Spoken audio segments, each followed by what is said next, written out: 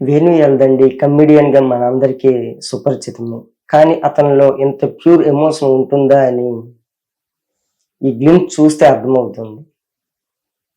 ముఖ్యంగా ఈ గ్లింప్స్‌లో కొన్ని షాట్స్ చూస్తే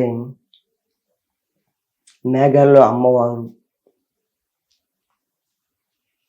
వేపాకు, కాళ్ళకు గజ్జెలు, తోలు డప్పు,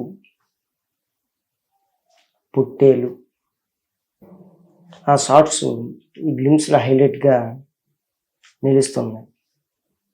ఈ గ్లింప్స్ చూస్తుంటే కాంతార వైబ్స్ వస్తున్నాయి. తప్పనిసరిగా ఈ మూవీతో మన సంస్కృతి సాంప్రదాయాలని